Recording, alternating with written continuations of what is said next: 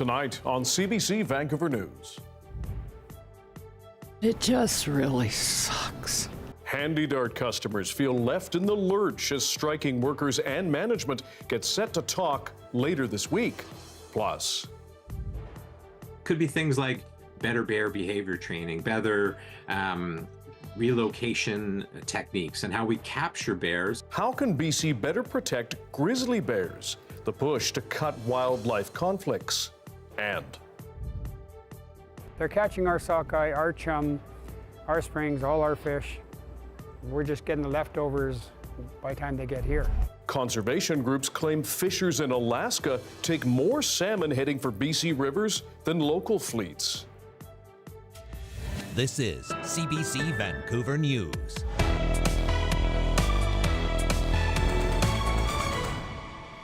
Hello, I'm Dan Burritt. Thanks for joining us. People who rely on HandyDART to get around in Metro Vancouver will have to wait a bit longer before job action is resolved. Talks between the employer and striking workers are set for Thursday. But as Mira Baines explains, others trying to travel feel left behind. Come on, sweetheart. Job action includes cutting HandyDART service down to essential rides only, making it tough for people like 66-year-old Beth McKellar. 25 years ago, I had a C5, C6 disc herniation with cord compression. It left me paralyzed from the neck down until I had emergency surgery. McKellar regained some movement and uses a walker, but needs help getting from door to door. During the HandyDART strike, taxis are being used to take people who are on dialysis, MS treatment, or require chemotherapy. But McKellar doesn't qualify and has been relying on friends. They're more than happy to help out, but it just really sucks. HandyDART workers have been on strike since September 3rd. It's TransLink's door-to-door shared ride service for people who are unable to use conventional public transit without help. TransLink funds Transdev, the multinational company based in France that provides HandyDART services. The battle between the amalgamated transit union Local 1724 and Transdev revolves around pay. Last night we exchanged proposals with the mediator. And we're waiting a response from the company on Thursday. We're ready to bargain around the clock, but I guess Transdev feels no urgency at the moment. The union argues low wages makes it hard to attract and retain employees. It says its members don't make as much as others working similar roles elsewhere in Canada. In a statement, Transdev says, as previously scheduled, the parties will continue mediated talks on September 12th, where Transdev will provide a reply to the union's latest proposal, and we also believe that a fair contract must balance the needs of our employees, HandyDART clients, and taxpayers. Transdev says its final offer before the strike began included a 19.2 pay increase by January 2026. Transdev says its final offer before the strike began included a 19.2 pay increase by January 2026. The union plans to hold a rally in front of TransLink's office in New Westminster on Tuesday morning. Mira Baines, CBC News, Vancouver. To some developing news now. A tactical evacuation is underway in the Baines Lake area near Cranbrook, near Saunders and Paler Roads because of a nearby wildfire. East Kootenay officials have issued an evacuation order for 10 properties west of Baines Lake. 42 other properties are now under evacuation alert. Officials say emergency responders are on the scene carrying out that evacuation. The BC Wildfire Service says at last check that blaze is estimated at 4 hectares and burning as a moderately vigorous surface fire. It has 1 response officer, a unit crew, and air support alongside local fire personnel. The service says it suspects the fire is human-caused, but not exactly sure the source. Baines Lake Community Hall is open for people who've had to leave their homes. Officials there say the hall will stay open for as long as it's deemed safe. Northern Rockies Mounties, meanwhile, are investigating 2 fires in Fort Nelson they believe are suspicious. The first broke out at a house just after midnight on Sunday morning on Cottonwood Road, damaging several neighboring houses with that blaze. The second came later that same morning at a camper on 48th Avenue. Police say both the house and the camper were empty and no one seems to be hurt. No word yet if the 2 fires are connected. And Vancouver fire crews are looking into a blaze on East Pender in Vancouver's Chinatown. It began in a single-room occupancy building. Officials say crews were called to that space just after 8 in the morning for reports of a fire alarm set off and smoke inside. They put out a blaze in a second-floor unit, and it did not spread. Crews say no injuries have been reported and no one was forced out. Ahead of this fall's provincial election, the BC Green Party says if it wins, it will introduce a new primary care healthcare model. They're calling it the Dogwood Model, a plan that will create a network of community health centres across BC that will provide every person with what it calls a primary care home. These centres will provide access to doctors, nurse practitioners, nurses, physician assistants, mental health professionals, and specialists all in one place, without complicated referrals or long waits. The model is inspired by former federal health minister Dr. Jane Philpott's periwinkle model. Once fully built, First to Know says people will have the ability to transfer to a new location if they decide to move. Some faculty members at UBC are taking issue with the school expanding its campus population. They argue the university and the endowment lands are building too many market homes on campus, homes being bought by investors and speculators at an alarming rate. The real estate market has shifted towards the investor, and the UBC lands being probably among the nicest parcels in the universe have attracted that kind of attention when they're put out to the market. So the issue now becomes, did that really achieve our objective of a complete community? The answer is no. Last month, Premier David Eby did announce that the province and UBC would team up to build housing for more than 1,500 students on campus by the fall of 2029. The province is teaming up with a bear welfare group to try to cut down the number of bears being killed in BC. As Michelle Morton reports, conservation groups are cautiously optimistic. To help keep grizzly and black bears stay wild, the Grizzly Bear Foundation says it will be working with the province to develop a new approach in how conservation officers handle bear encounters. It could be things like better bear behavior training, better relocation techniques, and how we capture bears. The charity also says a third-party independent review committee is being set up. This independent group will look at these encounters, the instances of lethal removal and conflicts, and give the government independent advice on how to update policies, procedures, improve training, and how we can improve the welfare of grizzly and black bears in the future. This announcement comes after more than 600 black bears were killed last year by conservation officers, which is a decade record high. The COS says the main reason is because the wild animals became habituated to garbage. And the foundation says more than 40 grizzly bears were also killed last year, which is high compared to previous years. Some conservation groups have been calling for third-party oversight, as well as more non-lethal approaches by the COS. They say this announcement is a positive step forward. Optimistic about what this looks like, but we're going to need to see how it rolls out and if it will be effective in the long run. We commend the government in taking this step, and in understanding a new approach is desperately needed. But I think the proof will be in how this independent committee is formed and how fundamental the changes will be. The Environment Minister, George Heyman, says there are several factors that can impact the number of bear conflicts, including population growth, climate change, and natural food availability. He says that the government wants to make sure that bears can live a healthy and safe life in their natural environment. Heyman says the province is investing around $125,000 into this initiative and says the province expects to receive recommendations for a new approach by spring 2025. Michelle Morton, CBC News, Vancouver. To another iconic species in BC now, the backbone of the Western fishing industry, salmon. But some conservation groups claim Alaskan fishers take more of the fish destined for BC waters than our local fleets. And as Radio-Canada's Camille Vernet reports, that's putting pressure on both the salmon population and the fishers who depend on them for a living. Ken Lawson has been fishing since childhood. The Prince Rupert fisherman says his knowledge has been handed down from generation to generation. My grandson, my children, they all worked on this boat. My wife, it's a family business. But now times are tough, and Alaska's fishing practices have him worried. It's pretty alarming. It's very hurtful.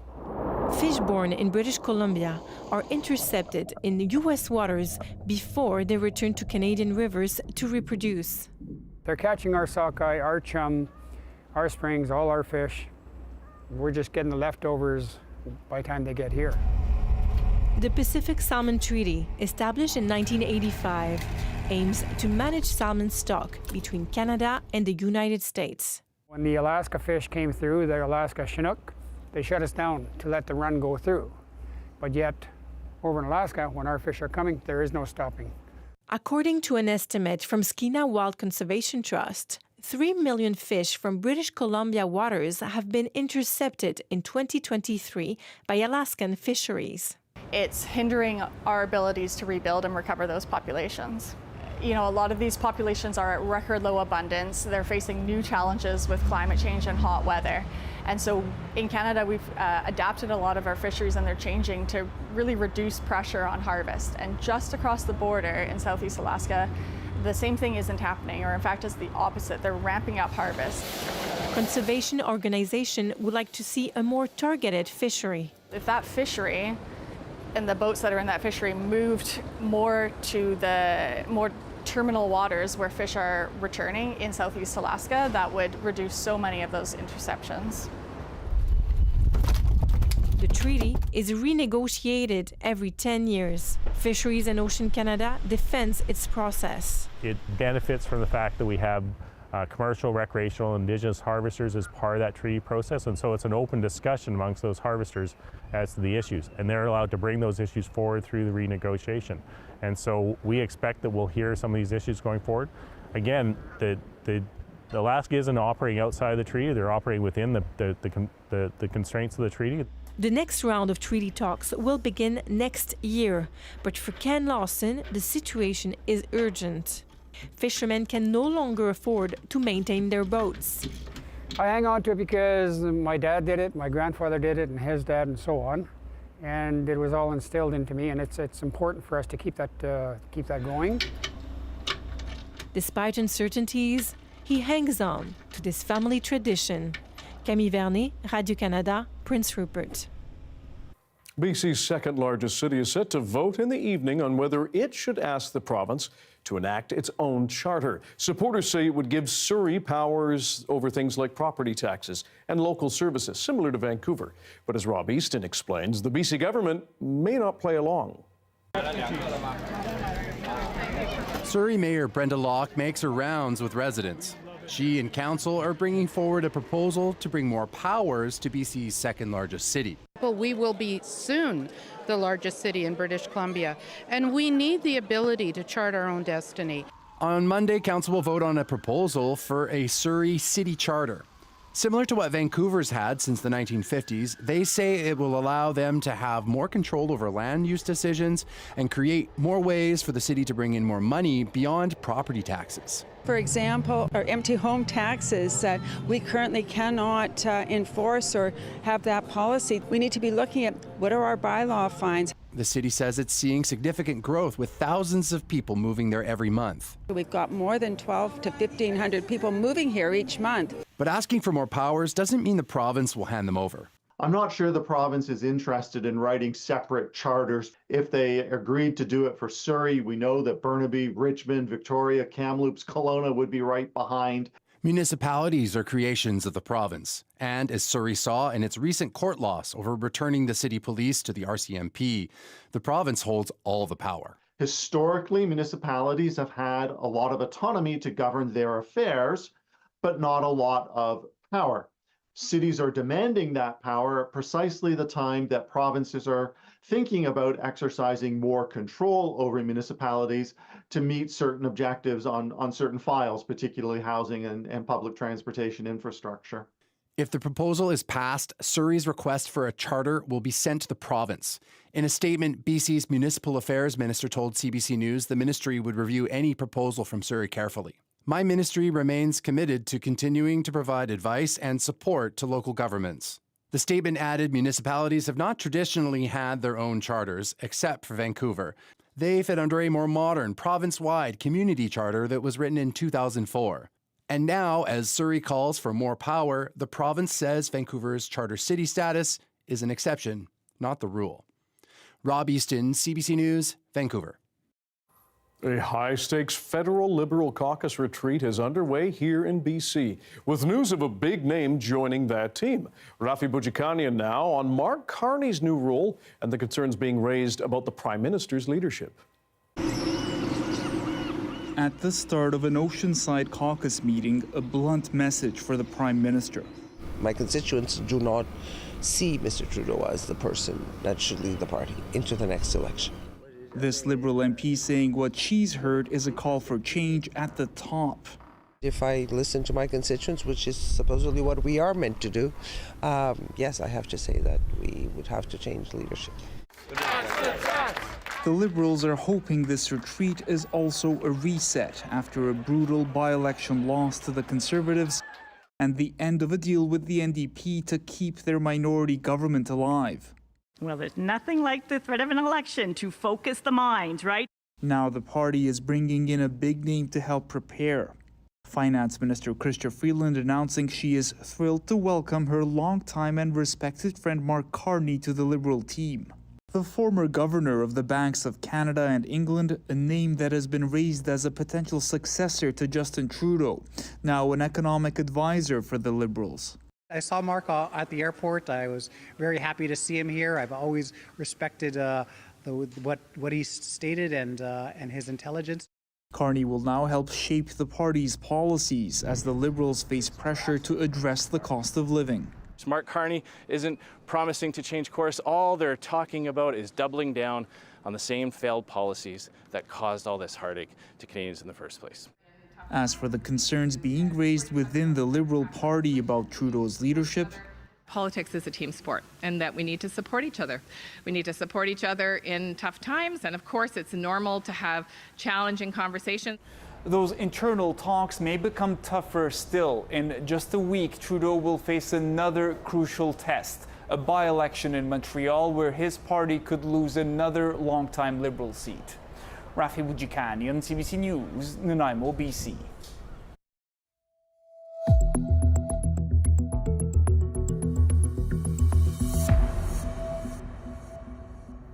The River Forecast Centre says some parts of BC are facing drought conditions, weather pattern commonly noticed around this time of year. Officials say lower river flow levels on Vancouver Island are causing level 4 and 5 drought conditions triggered by hot spells in July and earlier in this month. Vanderhoof, Smithers, and Fort St. James up north, as well as Fort Nelson, Dawson Creek, and Fort St. John in the Peace region are also facing significant drought conditions. The centre says we now need a few wet spells to alleviate that drought. Every site is a little bit unique, and it really just revolves around storms. So if we get another maybe 2 or 3 big strong storms throughout September, I'd say that the drought would probably wash away. They say the next week is bringing some cooler and wetter weather that's likely to help the effects of the hot summer. The centre also says Vancouver Island is in a generally healthier condition right now compared to the drought conditions from a heat spell in 2022.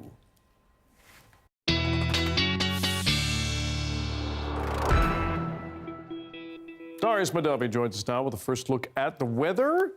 Are we getting a wet spell soon to help with that drought? At least a cooler, cloudier spell. Some moisture does seem likely, especially tomorrow night, overnight into Wednesday, and then potentially as we get into the weekend as well. But for now, mostly just cloud, mostly just cooler temperatures. A weak cold front has passed over the south coast, not really bringing much moisture, but definitely bringing that cloud and that cooler weather. Now, over the next week or so, we're going to see a series of troughs pass over the province. Again, sustaining that cloudier, cooler weather. Just going to keep happening pretty much through the end of this week. So the next major one overnight, again, tomorrow into Wednesday, and then again as we get into the weekend. Now, a little bit of good news for the fire danger, because we are back up to pretty much moderate across the province, more or less. A few pockets of higher, a few pockets of lower, but generally fairly consistent across BC.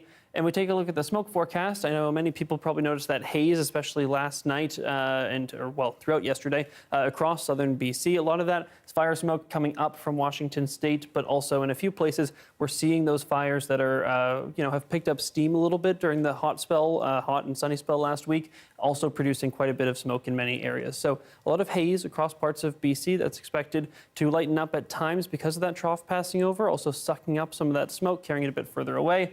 But generally across the province tonight, expect to see that cloud, expect to see a little bit of haze in parts of the interior. And here in Vancouver, enjoy the sunshine while it's here tonight because the cloud will build back in for tomorrow. Okay, we'll check in later. Thanks, Darius. Thank you.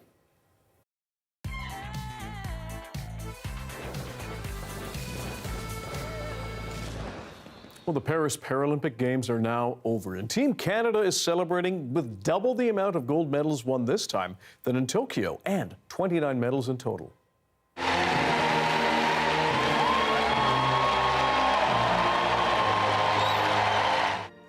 Canada's 10 gold medals were the most since athletes won 19 in Beijing in 2008, tying 15th with India in total medals and 11th with Germany and Uzbekistan in that gold.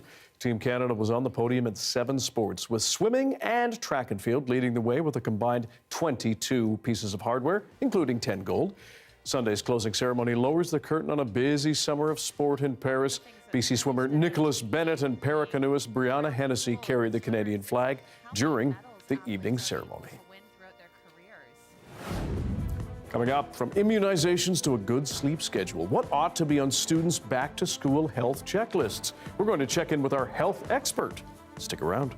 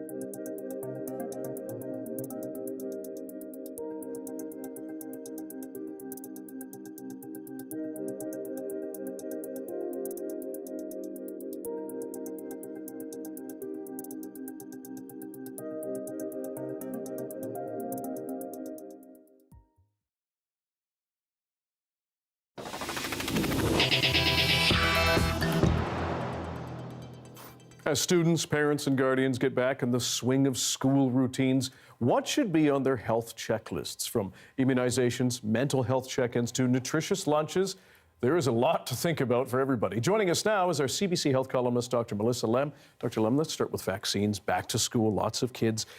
What do parents and guardians need to know about making sure that everyone's up to date on the shots they need? As you mentioned, Dan, this should be part of every single family's back-to-school checklist. Backpacks, school shoes, pencils, erasers, vaccine update, check. And it's especially important this year because over the past 5 years, vaccination rates have dropped. So in BC, we have a target of by 2025, hitting a 95% vaccination rate, which is good for herd immunity. But right now, for most vaccine-preventable diseases, we're sitting only around 70% vaccination rate for school-aged kids. And so kids today are at higher risk when they go into classrooms compared to before.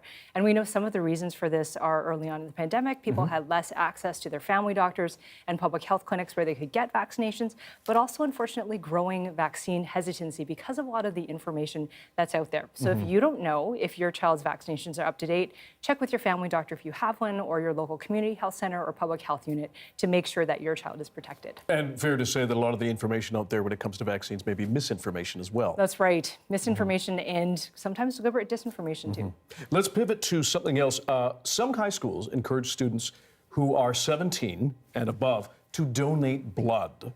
If somebody considers that, it's not for everybody, but they do certainly encourage it, what should a student and their guardian know? Well, first of all, huge kudos to you if you are contemplating donating blood for the first time. This is one of the most selfless and helpful things that you can do. Every time you donate blood, you can save up to 3 lives.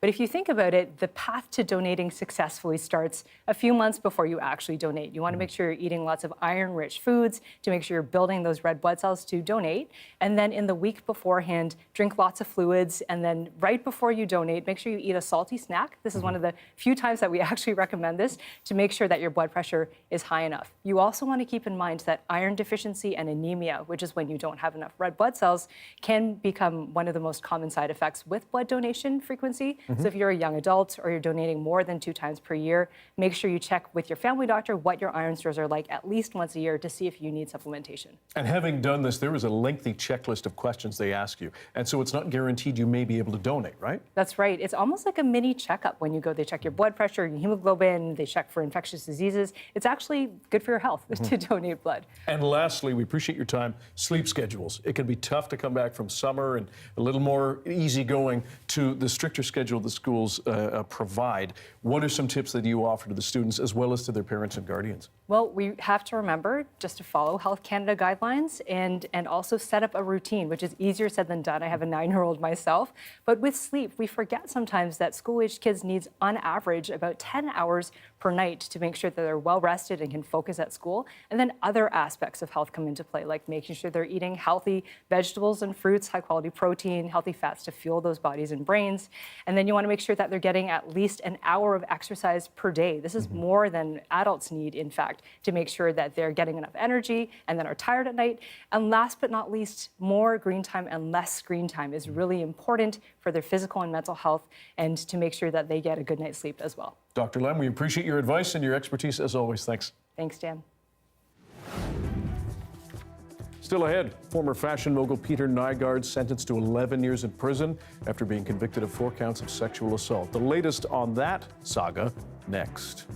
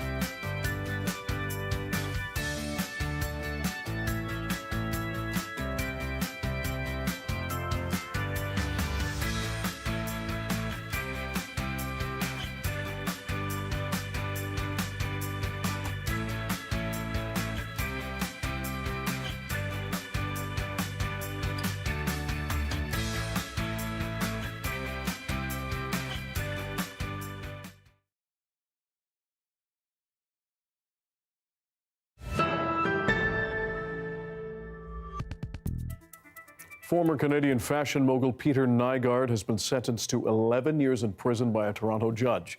Nygard had been convicted on 4 counts of sexual assault.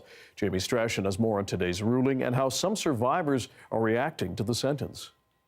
Justice Robert Goldstein called disgraced fashion mogul Peter Nygard a sexual predator who used his position of power and wealth to take advantage of women, calling it a Canadian success story gone very wrong. Justice Goldstein sentenced Mr. Nygard accordingly and found him to have committed these sexual assaults in a way that makes him, as we have been saying, recognizes the description of him as a sexual predator.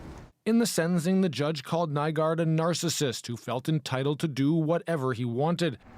Nygard was convicted of sexually assaulting 4 women in the private bedroom of his Toronto fashion headquarters between the 1980s and mid-2000s. One was just 16. Victims advocate Shannon Moroney read a statement from one of the women. We did this to ensure every victim of sexual assault will remember this trial and feel the strength and confidence to come forward and not be threatened by social status or money. Dozens of women from around the world have alleged they were assaulted by Nygard. He faces charges in Manitoba, Quebec, and the United States.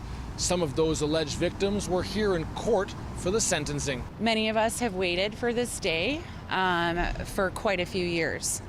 For me, I'm a 21-year survivor. I've been waiting for this day for 21 years. The 83-year-old wore a black Canada Goose parka with a hood over his head, his bearded face shielded by a visor. He declined to address the court.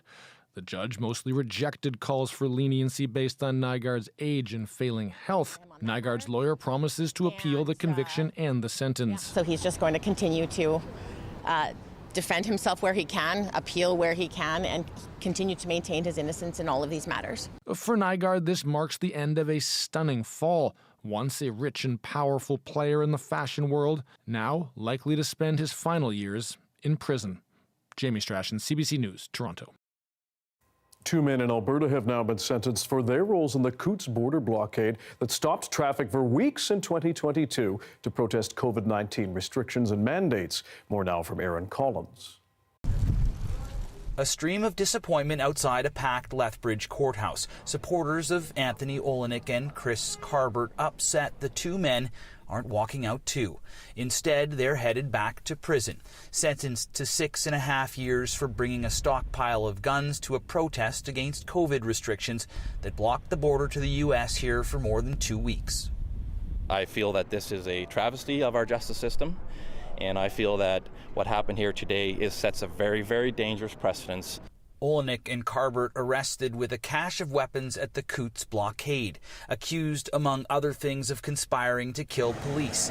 Those charges didn't stick, but they were used to help justify Ottawa's use of the Emergencies Act. Its use deemed unconstitutional earlier this year, a ruling the federal government is challenging. And supporters of Olenek and Carbert say this is the reason they're headed to jail. Now, if that all of a sudden was to go away, or a very light sentence on that, then automatically that the Liberal government enacting of that Emergency Act doesn't look so good. Deterring another potentially violent and politically motivated protest, a major reason the judge in the case justified the sentences. Peaceful protest, first it has to be peaceful, and bringing a bunch of weapons is probably not peaceful. It also has to respect the laws writ large. And clearly what was going on at Coutts did not do that. But lawyers for the 2 men say the sentences are too harsh. I don't quarrel with the fact that you shouldn't have guns at a protest and that the judge was appropriate in sending that message. But in terms of the actual harm done as opposed to what could have been done, I think that those are 2 different things. The lawyers for both Anthony Olenek and Chris Carbert say they'll be appealing the sentences. They also say they'll be appealing the 2 men's convictions for possessing a weapon for a dangerous purpose. Aaron Collins, CBC News, Lethbridge. An NDP by-election flyer is causing a stir. It shows Craig Sauvé, the NDP candidate for a Montreal riding, in front of a Palestinian flag. The flyer, written in French, says a vote for him is a vote to, quote, stop the genocide in Gaza. Olivia Stefanovich has more. Just a week before Montrealers head to the polls in this hotly contested riding, One of the leading candidates is getting attention for sending a new campaign message. It is a positive development that political parties are starting to see support for Palestine as an electoral benefit rather than a liability. But the move is also receiving condemnation. To have anybody, any candidate for any party, putting out literature with a flag of a foreign entity seems to us to be unacceptable. And political opponents are pouncing too.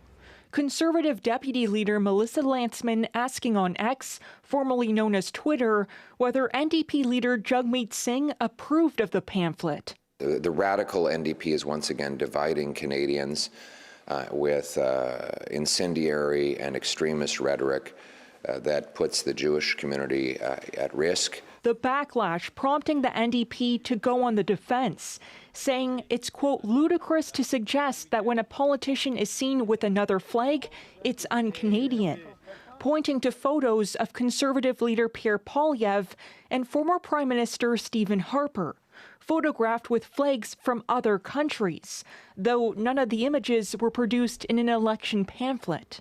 NDP may do whatever they want. Criticism also coming from the Bloc Québécois, a party with its hopes set high for next week's by-election, too. A competitive race with the conflict in Gaza front and center. There's a lot of people who have family in that region.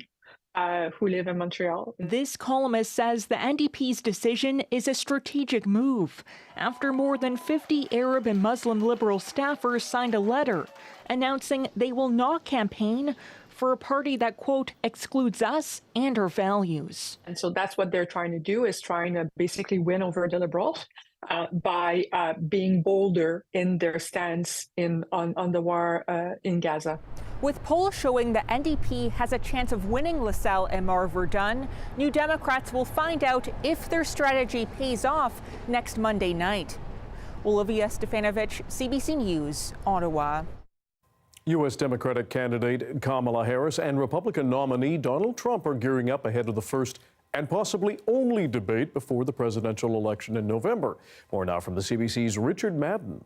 Trump is not fit to be president again. On the eve of the high-stakes debate, Vice President Kamala Harris launching this new attack ad airing in key swing states, using words from Donald Trump's closest advisors to make her case. It should come as no surprise that I will not be endorsing Donald Trump this year.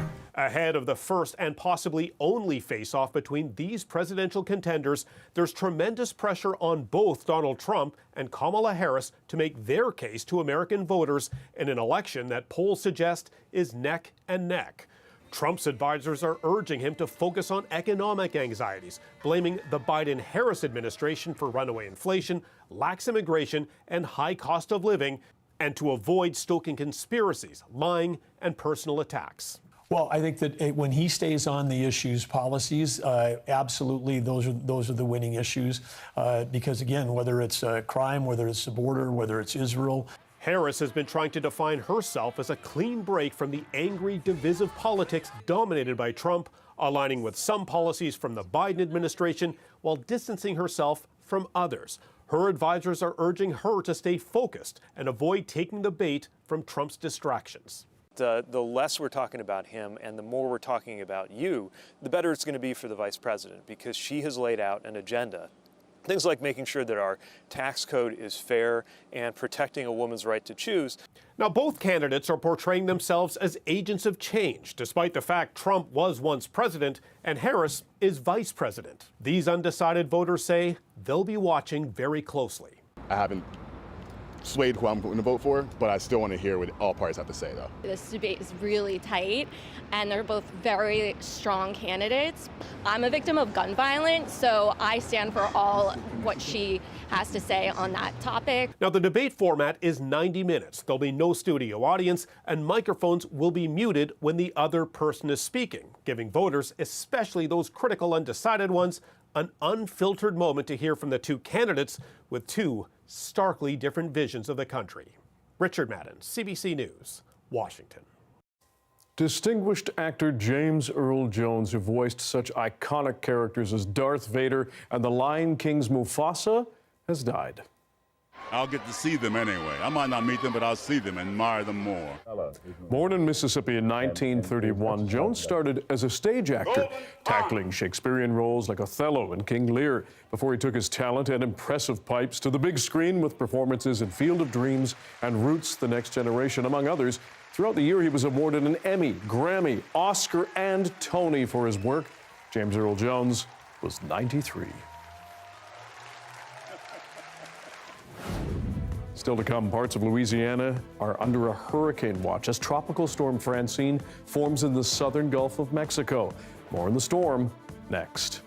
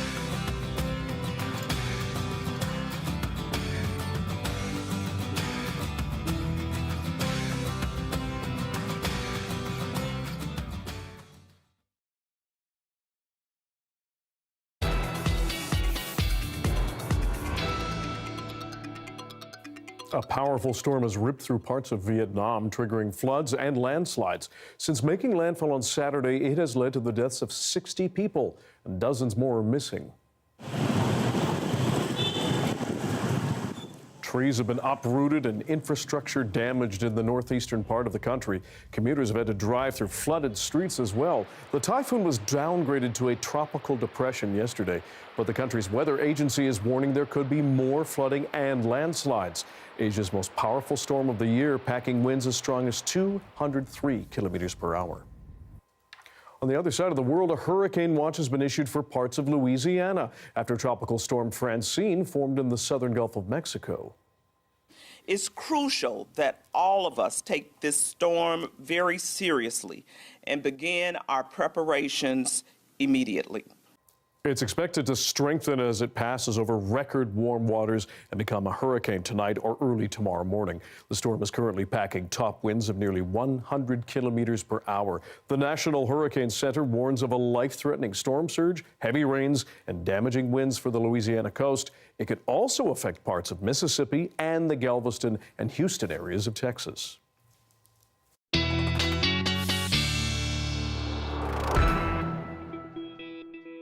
Darius Madavi is back for a second look at our BC weather, but you've got an update on Francine there. Yes. So earlier today, the first warning that we got from the National Hurricane Center said that this could become a Category 1 hurricane as it continues to strengthen in the Gulf. Now, there are a few reasons for that. The first is that the ocean waters that it's currently sitting over in the Gulf of Mexico are record warm. They're 30, 31 degrees Celsius. That gives a lot of energy that hurricane can pick up. But the reason they said, even though it could undergo rapid intensification or some very rapid intensification, not necessarily the technical definition of the term, is that there's some unfavorable conditions as well. Namely, it could be drawing in some dry air from Texas, and we could have some strong vertical wind shear up in those upper levels of the atmosphere, sort of cutting off that storm and preventing it from becoming more than a Category 1. But in the most recent update, they've instead changed it so that as this continues to develop, as it moves up, this is the past, but we'll see the projection in a second, it could actually become a Category 2 hurricane and then make landfall at that strength. Now, they're still saying it's possible it could strengthen even beyond that. So in the next 24 hours, we'll get a better idea.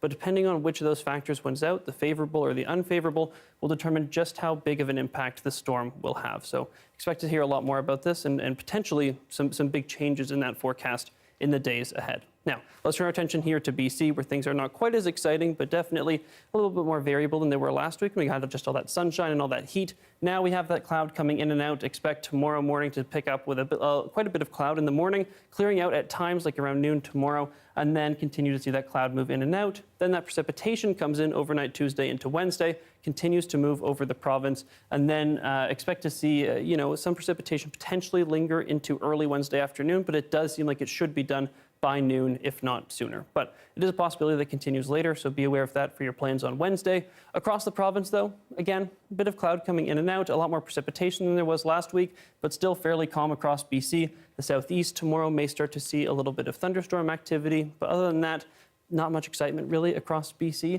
Temperatures are going to stay suppressed. Many places bang on seasonal, a few places a couple degrees below, but we're not really going to see those much higher summery temperatures that we were seeing last week. That's probably behind us, even if the sun does come out again in the weeks ahead.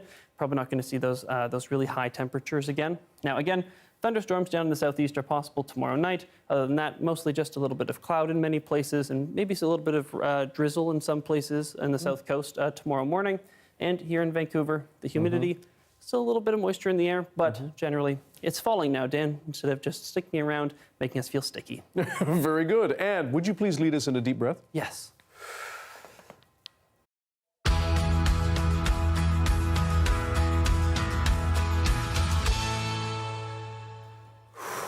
Darius, you're here to tell us about an exciting step in possibly saving the white rhino from extinction? Yes, and this is specifically the northern white rhino. There's a northern white rhino and a southern white rhino. In the northern white rhino, there's only 2 individuals left in existence.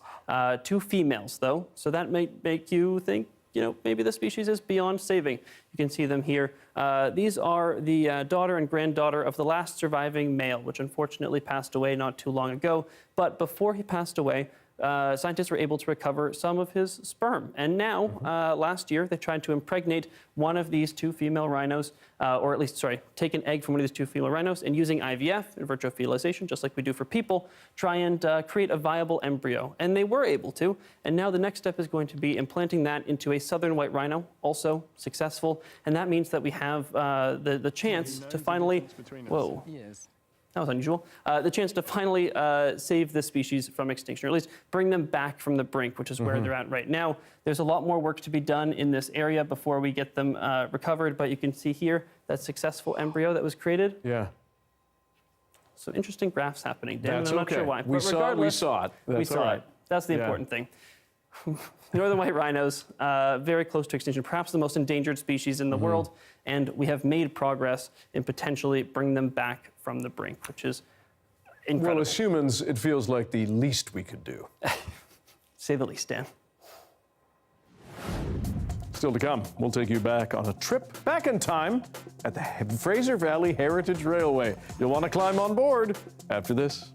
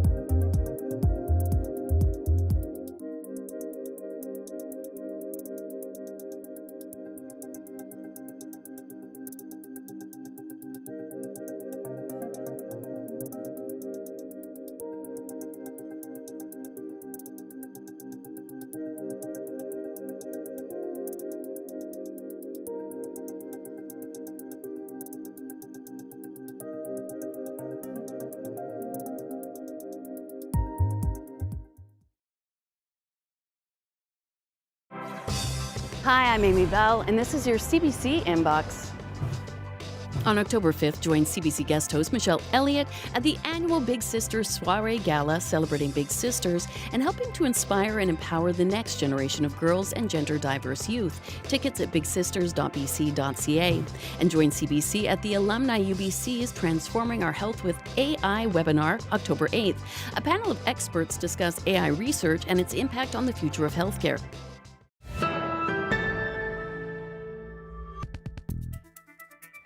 If you're in the mood for a trip that takes you back in time, the Fraser Valley Heritage Railway is bringing back one of its rides. As the CBC's Saurabh Sandhu reports, there's been a lot of anticipation for its return.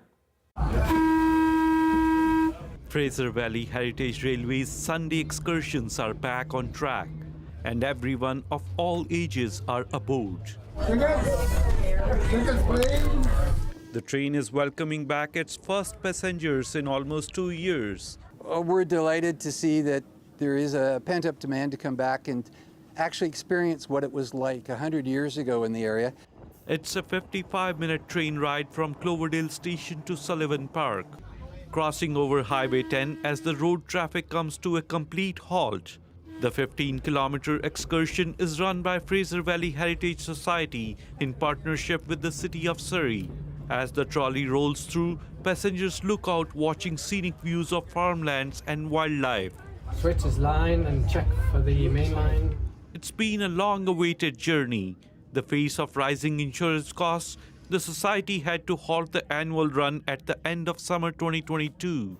The excursion was originally planned to start in August of this year, but was postponed due to delay in getting the safety approvals. This is on the original British Columbia Electric Railway Fraser Valley line, and it's operated by Southern Railway of BC now, and they have allowed us back on after we've completed some negotiations and adjustments, and it's taken quite some time. Starting this year, the train would go from Cloverdale Station to Surrey's iconic Bose family farms and back. Some of that family are welcoming back the return to the tracks. This train means a lot to my family. It's how we originally got all of our produce to market. All the milk, all the vegetables were hauled on this railway through the New West. The society says they have extended the excursions till the end of September to make up for the lost season. The excursion will also make a short return for Christmas before rolling back for a full season next summer. Saurabh Sandhu, CBC News, Surrey. Saurabh got the good assignment. Gets to take a train trip. I know. Isn't it fun? That's awesome. So cool. I know. You like trains? Of course I love trains, yeah. Okay. You? All right. Oh, yeah. They're fun. Yeah. We used to have the Royal Hudson that operated in North Vancouver. Wow. Google it, folks. It's fun. Yeah. You look like you really like trains. Why not? Thanks for being with us tonight on CBC Vancouver News at 6. You can watch this newscast on CBC Gem, our free app, as well as on YouTube and our website, cbc.ca/BC. Michelle Gasubel of your next local news at 11 o'clock, right after the National. Good night.